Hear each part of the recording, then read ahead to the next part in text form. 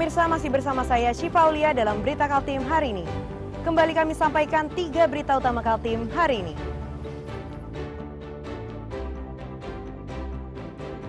Pasangan suami istri di Kutai Timur tenggelam di Sungai Meratak dan ditemukan dalam kondisi tidak bernyawa.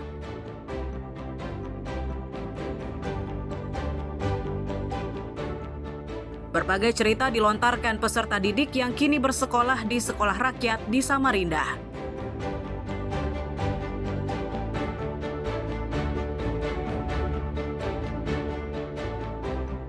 Jelang pesta adat Irau Tengkayu, berbagai persiapan dilakukan, termasuk menyiapkan perahu 7 haluan atau padau 7 dulung.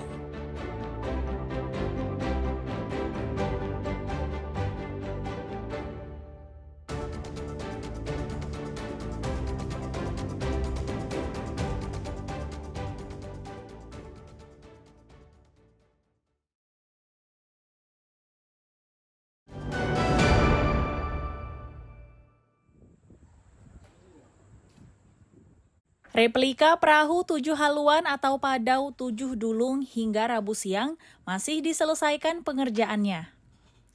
Perahu yang nantinya akan diarak keliling kota Tarakan pada acara Irau Tengkayu harus selesai tepat waktu. Ini dinilai penting agar prosesi adat yang dikenal dengan Irau Tengkayu itu tidak terhambat. Puncak dari pesta adat yakni pelarungan perahu 7 haluan ke laut lepas. Saat prosesi digelar, suasana pelarungan akan diramaikan dengan penampilan adat dan budaya dari berbagai etnis Nusantara yang tumbuh dan berkembang di Tarakan. Pengarah acara Irau pengerjaan replika padau 7 dulung ini menyebut, pesta adat ini merupakan bagian dari pelestarian budaya etnis Tidung, sekaligus mengenang masa kejayaan Raja-Raja Tidung zaman dahulu. Proses pengerjaan perahu 7 haluan berlangsung selama 1 bulan. Kini pekerjaan yang masih dilakukan adalah merangkai hiasan perahu. Untuk selesai, kalau yang dikerjakan tukang ya selesai begitu. Cuma padau ini selesai 100% itu nanti H-1 sore hari begitu. Setelah nanti pawai sudah sampai di amal baru diselesaikan 100%. Jadi kalau yang pekerjaannya sudah tinggal merakitnya begitu. Kalau ini sudah selesai semua nih berarti Dato ya, tinggal merangkai aja. Merangkai merakitnya saja lagi. Ya. Ini nanti kan di arak nih, ini tanggal berapa rencananya untuk diarak?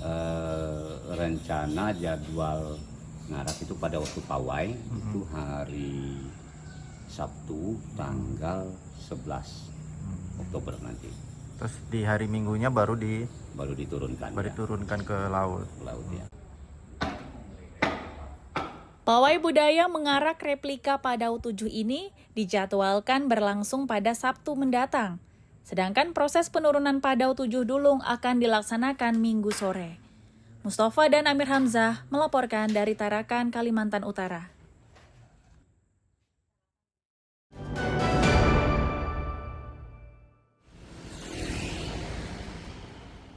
Kawasan Jalan MT Haryono Balikpapan Selatan rencananya akan dijadikan sebagai kawasan tertib lalu lintas atau KTL. Bahkan kini rambu-rambunya sudah dipasang, namun begitu masih terlihat sejumlah kendaraan yang parkir di tempat terlarang. Terkait kondisi ini, pihak Dinas Perhubungan Balikpapan akan memberikan edukasi kepada para pemilik kendaraan.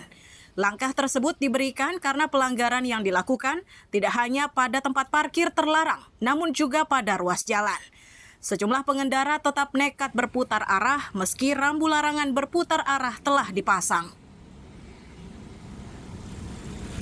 Ini dalam rangka untuk segera memberikan edukasi kepada masyarakat karena kami melihat di MT Haryono itu antara Simpang Belor ke Balikpapan Baru itu kami lihat sudah banyak aktivitas komunitas-komunitas yang berkumpul setiap malam dan juga menggunakan bahu jalan yang sangat mengganggu estetika kota tentunya dan juga mengganggu kelancaran lalu lintas yang ada di sekitar MT Haryono.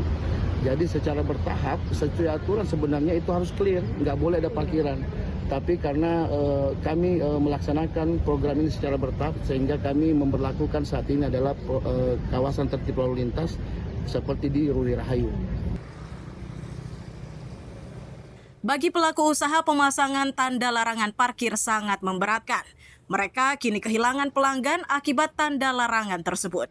Seharusnya penertiban parkir dibarengi penyiapan kantung parkir yang dekat dengan tempat usaha warga.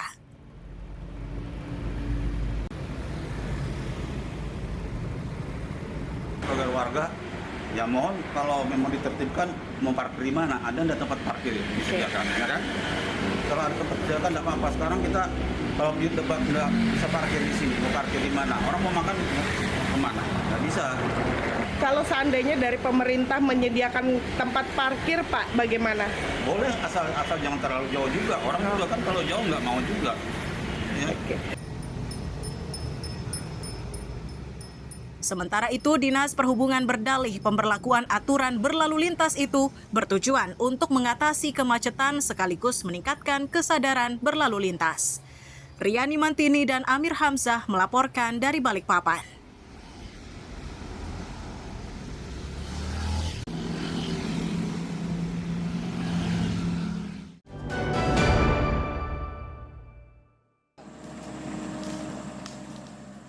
Alat berat dikerahkan untuk menyingkirkan semak belukar yang menutup jalan Pepaya di Kampung Labanan Makmur, Kecamatan Teluk Bayur pada Rabu siang.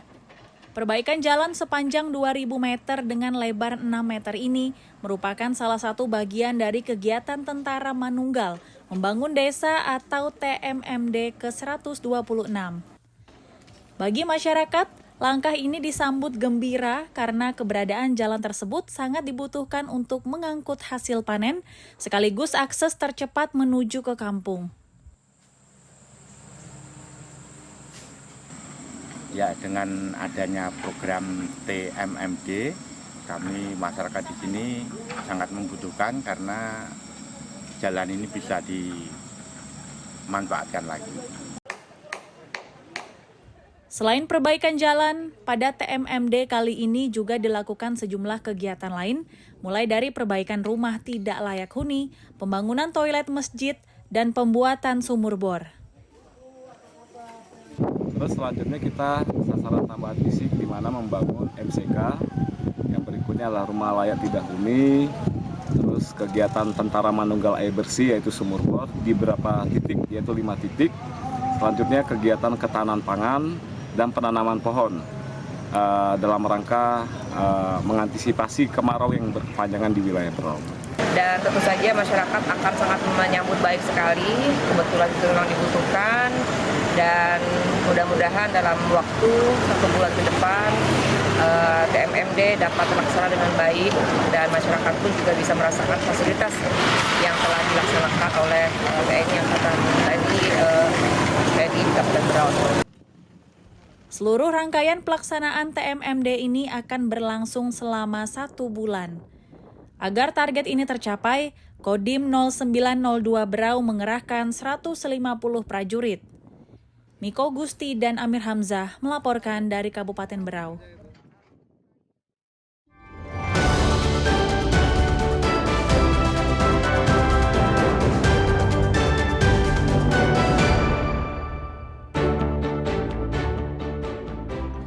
Berita tadi menjadi akhir perjumpaan kita hari ini. Saya Syifa Aulia, pamit undur diri. Selamat pagi dan selamat beraktivitas.